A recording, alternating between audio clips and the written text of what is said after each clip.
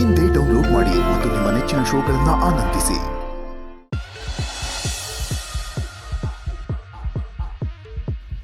ಸಿದ್ದು, ಇನ್ನು ಎಷ್ಟೊತ್ತಾಯ್ತದಲ್ಲ ಬರೋದು? ನಾನು ಬರೋ ಟೈಮ್ ಆಯ್ತಣ್ಣ.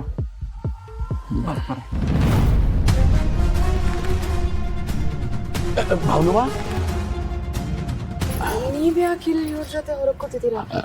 ನಿಮ್ಮ ಮನೆಗೆ ಬರುಮ ಅಂತ ಬಂದೆ ಕಣವ. ನೋಡ್ದೆ ಬೀಗ ಹಾಕಿತ್ತು, ಇವರೆಲ್ಲ ಇಲ್ಲಿ ಕೂತಿದ್ರಲ್ಲ, ಅದಕ್ಕೆ ನಾನು ಇವ್ರ ಜೊತೆ ಕೂತ್ಕೊಂಡೆ ಕಣವ. ಅಣ್ಣ ಬೇಕಿದ್ರೆ ನೋಡಿಗ ಮೇಡಮ್ ಅವ್ರು ನಿನ್ನ ಬಾವಾ ನೀವು ಒಳಗೆ ಬನ್ನಿ ಅಂತಾರೆ. ನೀವು ಒಳಗೆ ಬನ್ನಿ ಅಣ್ಣ. ಅದಕ್ಕೆ ನೀವು ಮೊದಲು ಮನೆಗೆ ಹೋಗಿ, ಅಲ್ಲಿ ಅಪ್ಪ ಅಮ್ಮ ಕಾಯ್ತಿರ್ತಾರೆ.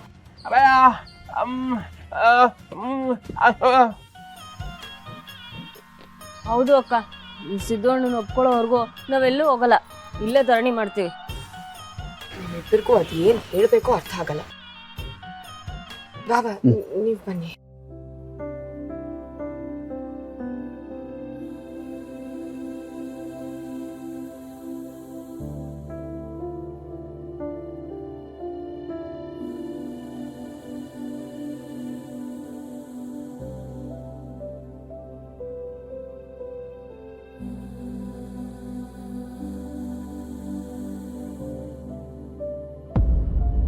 ಬನ್ನಿ ಬಾಬಾ, ಕೂತ್ಕೊಳ್ಳಿ.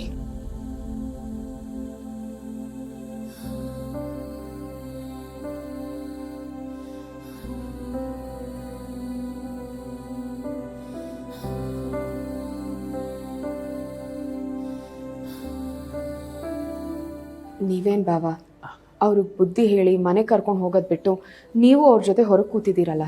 ಭಾವನವ, ನೀವು ಮನೆ ಬಿಟ್ಟು ಬಂದ ಮೇಲಿಂದ ಏನೇನು ನಡೀತು ಅಂತ ನಿಮ್ಗೆ ಗೊತ್ತಿಲ್ಲ. ಗೊತ್ತಾದರೆ ಸಿದ್ದು ಮಾಡಿದ್ದೆ ಸರಿ ಅಂತ ನಿಮಗೂ ಅನ್ನಿಸ್ತದೆ ಕಣವ.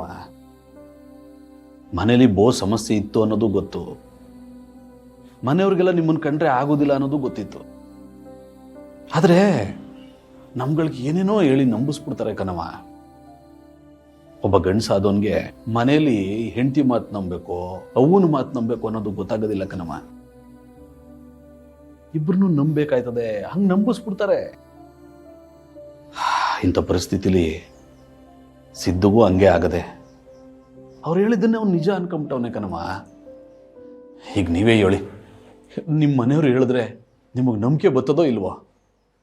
ಇಲ್ಲಿ ಸಿದ್ದುಗೂ ಹಂಗೆ ಆಗ್ಬಿಟ್ಟದೆ ಕಣವ. ಇಲ್ಲಿ ಸಮಸ್ಯೆ ಆದದ್ದು ನಮ್ಮಪ್ಪಯ್ಯ ಮತ್ತೆ ನಿಮ್ಮ ಅಣ್ಣನಿಂದ.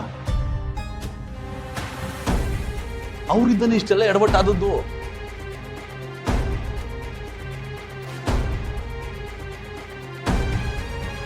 ಹೌದು ಕಣವ, ದುಡ್ಡಿನ ಆಸೆಗೋಸ್ಕರ ನಿಮ್ಮ ಅಣ್ಣ ನಿಮ್ಗೆ ಒಳ್ಳೇದು ಮಾಡುವಂಗೆ ಮಾಡಿ ನಮ್ಮ ಮನೆಯಿಂದ ಆಚೆ ಕರ್ಕ ಹೋದ್ರು. ನೀವೇ ಒಪ್ಕೊಂಡು ಡಿವೋರ್ಸ್ ಕೊಟ್ಟಿದ್ದೀರಿ ಅಂತ ಡಿವೋರ್ಸ್ ಪೇಪರ್ನ ನಮ್ಮ ಮನೆಗೆ ಬಂದ್ಕೊಟ್ರು.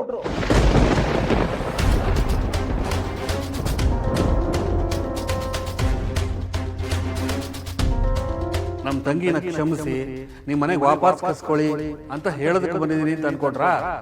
ಖಂಡಿತ ಅಲ್ಲ. ನೀನ್ ಯಾಕೆ ಹೋಗ್ತೀಯಾ? ಪೋಸ್ಟ್ ಮಾಡು ಅಂತ ಹೇಳಿದ್ರು. ಏನ್ ಪೋಸ್ಟ್ ಅದು? ಇನ್ನೇನ್ರಿ ಇರುತ್ತೆ, ಡಿವೋರ್ಸ್ ಪೇಪರ್. ಏನ್ ಹೇಳ್ತಿದ್ದೀರಾ ಭಾವ? ಹ್ಞೂ ಕಣವ, ಇಲ್ಲಿ ನಮ್ಮಪ್ಪ ಇಂದು ತಪ್ಪದೆ, ನಿಮ್ಮ ಅಣ್ಣಂದು ತಪ್ಪದೆ. ಈ ವಿಷಯದಲ್ಲಿ ಹಾಳಾಯ್ತಾ ಇರೋದು ನಿಮ್ಮಿಬ್ರು ಜೀವನ ಕಣವ. ಈ ವಿಷಯ ಸಿದ್ದು ಗೊತ್ತಾಯ್ತಿದ್ದಂಗೆ ಮನೆಯಲ್ಲಿ ರಂಪ ರಾಮಾಯಣ ಮಾಡ್ಬಿಟ್ನ. ಬದುಕಿದ್ರೆ ನಾನು ಮೇಡಮ್ ಅವ್ರ ಜೊತೆ ಮಾತ್ರ ಬದುಕೋದು ಅಂತ ಹೇಳಿ ಮನೆ ಬಿಟ್ಟು ಬಂದ್ಬಿಟ್ಟವನೇ ಕಣವ.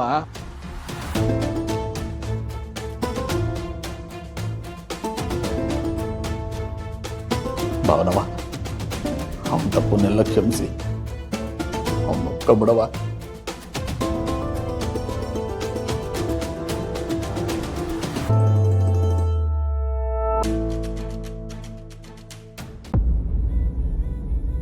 ಭಾವ, ನೀವು ಹೇಳ್ತಿರೋದಲ್ಲ ನನಗೆ ನಂಬಕ್ಕೆ ಆಗ್ತಿಲ್ಲ. ಆದರೆ ನನ್ನ ಹಣೆ ಬರಹ ನಂಬಲೇಬೇಕು. ಜಗತ್ತಲ್ಲಿ ಯಾವ ಅಣ್ಣನೂ ಇಂಥ ಕೆಲಸ ಮಾಡಲ್ಲ. ಆದರೆ ನನ್ನ ಒಡ ಹುಟ್ಟಿದವನೇ ಇಂಥ ಕೆಲಸ ಮಾಡಿದ್ದಾನೆ. ಅವನದೇ ತಪ್ಪು. ಎಂಥ ಪರಿಸ್ಥಿತಿ ಬಂದರೂ ನನ್ನ ಜೊತೆ ಸಿದ್ದು ಅವ್ರು ಇರ್ತಾರೆ.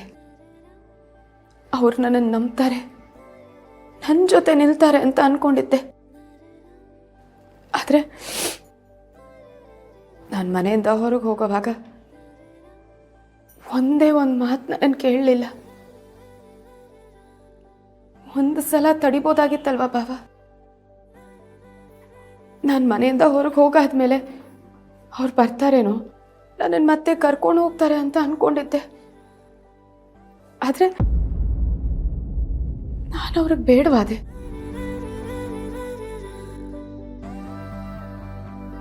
ಬಾಬಾ, ಇದನ್ನೆಲ್ಲ ದಾಟಿ ಬದುಕಬೇಕು ಅಂತ ನಾನು ಅಂದ್ಕೊಂಡಾಗಿದೆ. ನನ್ನ ಪಾಡಿಗೆ ನಾನು ಇರಬೇಕು ಅಂತ ಅಂದ್ಕೊಂಡಿದ್ದೀನಿ.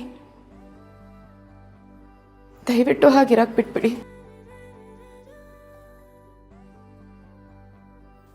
ಬಾಬಾ. ಸಿದ್ದು ಅವ್ರಿಗೆ ಅವ್ರ ತಪ್ಪು ಅರಿವಾಗೋವರೆಗೂ ನಾನು ಅವ್ರಿಗೆ ಸಿಗಲ್ಲ. ಅವ್ರು ಬದಲಾಗಿದ್ದಾರೆ ಅಂತ ನನಗೆ ಗೊತ್ತಾಗೋವರೆಗೂ ನಾನು ಅವ್ರನ್ನ ಒಪ್ಕೊಳ್ಳಲ್ಲ. ದಯವಿಟ್ಟು ಅವ್ರನ್ನ ಇಲ್ಲಿಂದ ಕರ್ಕೊಂಡು ಹೋಗಿ ಭಾವ, ನನಗೆ ದೊಡ್ಡ ಉಪಕಾರ ಆಗುತ್ತೆ. ಅಲ್ಲವ ಪ್ಲೀಸ್ ಭಾವ.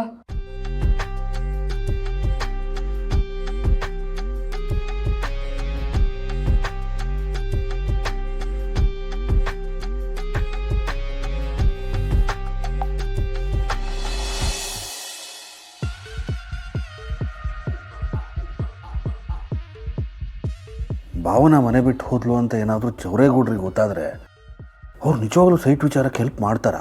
ಡಿವೋರ್ಸ್ ಆದಮೇಲೆ ಈ ವಿಷಯ ಮಾತಾಡು ಅಂತ ಅವತ್ತೇ ಹೇಳಿದರು. ಏನು ಮಾಡೋದು?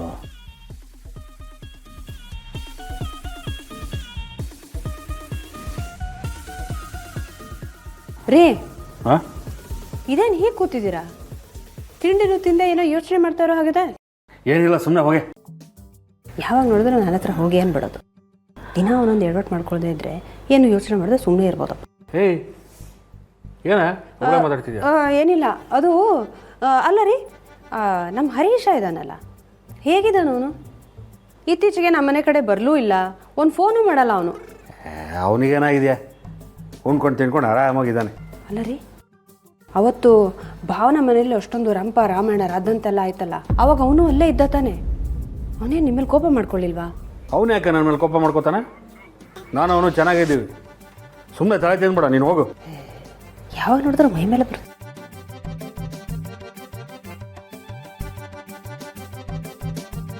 ಲಕ್ಷ್ಮೀ ನಿವಾಸ